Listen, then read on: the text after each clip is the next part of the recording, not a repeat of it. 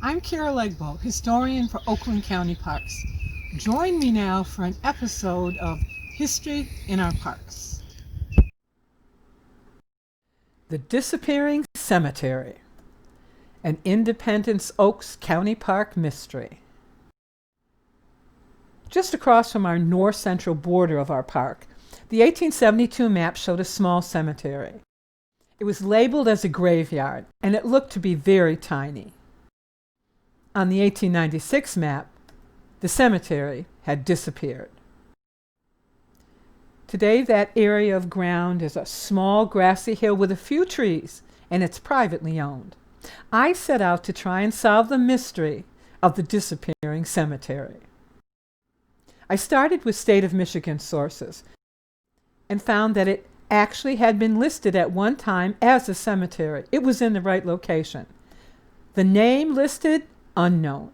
I learned that only 3 cemeteries in all of Michigan are listed as having unknown names. But this gave me evidence that at one time the cemetery had been there. I then went back to the map. I wanted to find out whose land the cemetery was on in 1872. It turned out that the land was owned by Patrick Henry Smith. He owned a lot of the land. A lot of the land in the north-central part of our park was once part of the Smith farm. And then I went to the 1860 census, trying to locate Patrick Smith. It turned out he was living with Joseph and Bridget Welch. A little investigation, and I learned that Bridget Welch was actually Patrick Smith's mother, and Joseph Welch his stepfather.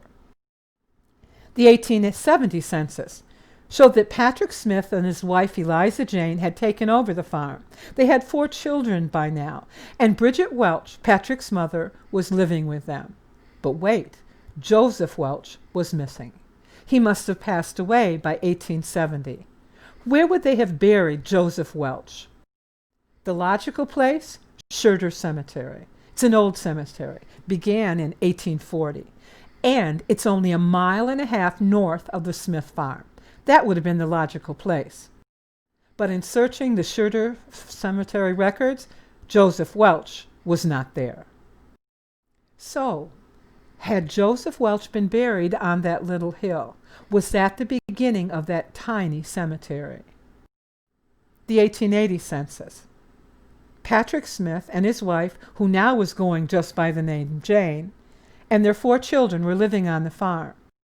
There were 2 new children now, Frank, who had just turned 5, and Bertha, who was just a baby. But wait, Bridget Welch was missing. Bridget Welch must have passed away by then. I was able to locate Bridget Welch's death record. She's listed as a widow, age 77, who died of consumption, tuberculosis, in 1877. Was she buried next to her husband on that little grassy hill? It was a possibility.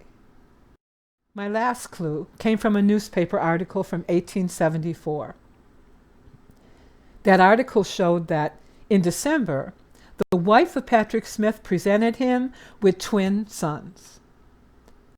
I went back to the 1880 census, and I realized that Frank, who was listed, would have been born in December of 1874. He was one of the twins, but the other twin was missing. Had that baby boy also been buried on that grassy hill? In 1891, Patrick Smith sold his farm and the family moved away. And by 1896, the cemetery had disappeared.